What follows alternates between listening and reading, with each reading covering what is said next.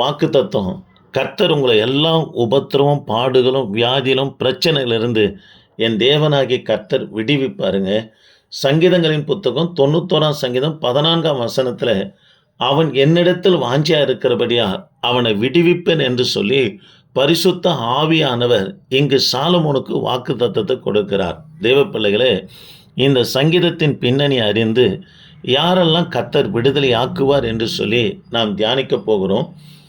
1 ராஜாக்களின் புத்தகம் 1ஆம் அதிகாரத்தில் அதோனியா என்பவன், தாவீதுக்கு 8 மனைவி, அதில் ஒரு மனைவியினுடைய மகனாய் காணப்படுகிற அதோனியா என்பவன் தாவீதுக்கு பிற்பாடு தான் தான் ராஜா என்று இஸ்ரவேலை நம்ப பண்ணுகிற காரியங்களில் அவர் ஈடுபடுகிறார். விருந்து உபசரிப்பு செய்து இஸ்ரவேல் ஜனங்களை கூடி வர செய்து, என் தகப்பனாகிய தாவீதுக்கு பிற்பாடு இஸ்ரவேலுக்கு நான் தான் ராஜா என்று ஜனங்களுடைய இருதயத்தை கவருகிறதும் நம்ப பண்ணுகிற காரியத்தை அதோனியா செய்யும்போது, இதை அறிந்ததான தாவீது நிலைமை மோசமாக போகிறது என்று சொல்லி சாலமோனை அழைத்து முக்கியமான ஆசாரியர்கள் அந்நாட்களில் வர வைத்து சாலமோனை கீகோன் நதி அண்டையில் ராஜாவாக, இஸ்ரவேலுக்கு ராஜாவாக அபிஷேகம் பண்ணுறாங்க.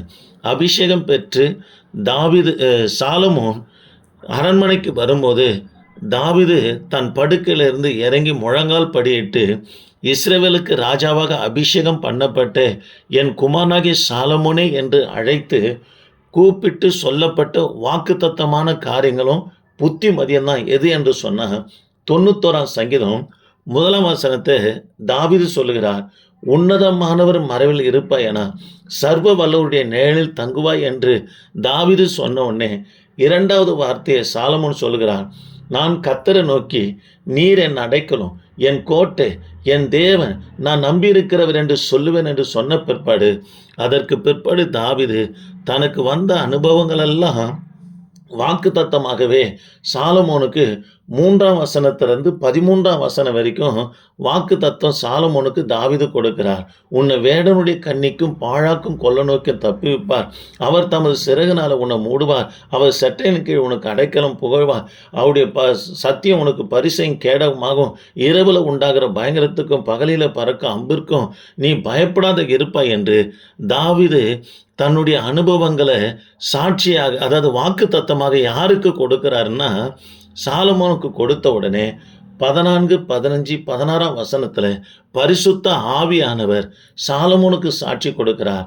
அவன் என்னிடத்தில் வாஞ்சியா இருக்கிறபடியா அவனை விடுவிப்பேன் என்று சொல்லுகிறார். தேவ பிள்ளைகளே, கர்த்தருடைய பிள்ளைங்க ஆண்டவரிடத்தில் வாஞ்சியாய் இருப்போம்னா ஆண்டவர் என்ன பண்ணனா விடுவிக்கிற தேவனாக இருக்கிறாருங்க. தேவ பிள்ளைகளே, ஆண்டவர் மேலே நம்ம வாஞ்சியாய் இருப்போம்னா நிச்சயமாக என் தேவனாகி கர்த்தர் நம்மனா விடுவிப்பார். ஒரு 3 காரியங்களை உங்களோடு சொல்லும்படியாக விரும்புகிறேன். அப்போஸ்தலர் நடபடி புஸ்தகம் 17ஆம் அதிகாரம் 11ஆம் வசனத்தில், வசனத்தின் மேல் வாஞ்சியாய் கேட்டுக்கொண்டு இருந்தவர்களை கர்த்தர் நம்மனா விடுதலை ஆக்கினார். ஆக வசனத்தின் மேலே வாஞ்சியாய் இருப்போம்னா, இதை தான் உன்னத பாட்டில் நாம் வாசிக்கிறோம். கிச்சிலி மரத்தின் நிழலிலே அதன் வாஞ்சியாய் உட்காருகிறேன், அதன் கனி எனக்கு மதுரமாய் இருக்கிறது என்று சொல்லுகிறார். வேத வசனத்தை வாஞ்சியாய் வாசிக்கும் போது அதுக்கு நமக்கு மதுரமாய் காணப்படும். இல்லை, வாஞ்சி இல்லைன்னா வேத வசனமே நமக்கு படிக்க முடியாதுங்க, அது கசப்பாய் காணப்படும். ஆக வசனத்தை கேட்கிறதும் வாசிக்கிறதும் வாஞ்சியாய் இருப்போம்னா கர்த்தர் நம்ம விடுவிப்பார்.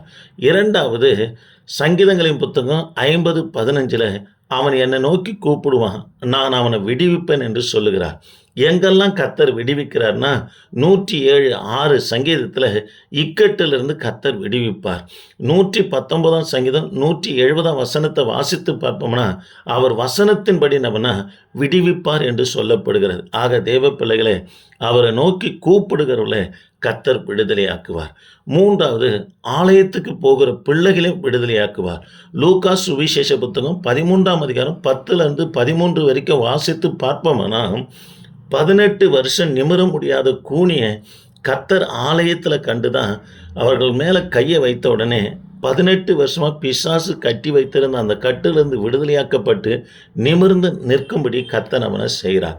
ஆக ஆலயத்தின் மேல் வாஞ்சியாக இருக்கிறவர்களையும் ஆலயத்துக்கு போகிற பிள்ளைகளையும் எல்லாம் கட்டுகள் இருந்தோம், மாந்திரிகம், செய்வினை, பலவீனம், பாரம்பரியம், எல்லாம் கட்டில் இருந்தோம் என் தேவனாகிய கர்த்தர் விடுதலையாக்குவார். கர்த்தர் உங்களை ஆசீர்வதிப்பாராக. இந்த வார்த்தையை கேட்கிற பிள்ளைங்க சப்ஸ்கிரைபர் பண்ணுங்க. கர்த்தர் தாமே உங்களை ஆசீர்வதிப்பாராக. ஆமென். Praise the Lord.